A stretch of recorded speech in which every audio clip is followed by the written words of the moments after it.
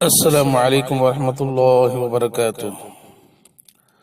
بسم اللہ الرحمن الرحیم، الحمد للہ رب العالمین، والصلاة والسلام علی سید الانبیاء والمرسلین محمد وآلہ واصحابہ اجمعین، اما بعد۔ دعاؤں کا سلسلہ۔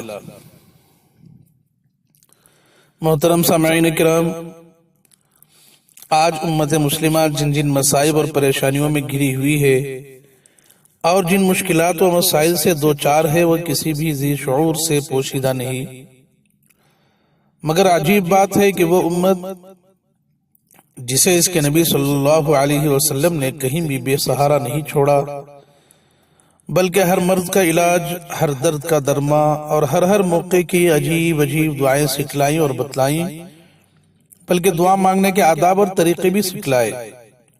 اللہ کی رحمت کو متوجہ کرنے کے عجیب انداز اور الفاظ بھی ارشاد فرمائے۔ دعائیں کن اوقات میں قبول ہوتی ہیں اور کن جگہوں پر قبول ہوتی ہیں، سبھی کچھ بتلا دیا۔ مگر امت کا حال یہ ہے کہ امت اپنے مصائب کو دور کرنے کے لیے تمام ظاہری اسباب کو تو اختیار کرتی ہے، ڈاکٹر جو بھی تدبیر بتلاتا ہے وہ سب کر گزرتی ہے، مگر ہائے افسوس اپنے خالق و مالک کو راضی کرنے کی تدبیر نہیں کرتی۔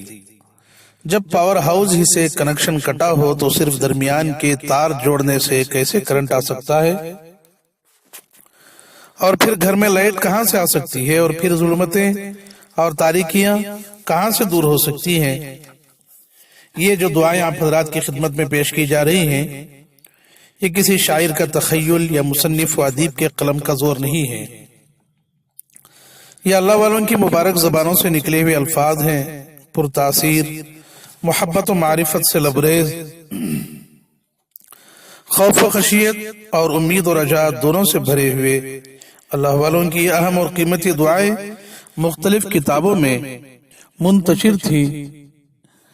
مخدوم گرامی قدر حضرت مولانا مفتی محمد عمر صاحب جون پوری دامت برکاتہم، خلیفہ حضرت قاری امیر حسن صاحب رحمۃ اللہ علیہ نے ان دعاؤں کو یکجا کر کے رسالے کی شکل دی، اور اب یہ رسالہ، اس رسالے کے اندر کی یہ دعائیں وقتاً فوقتاً آپ حضرات کے سامنے پیش کی جا رہی ہیں۔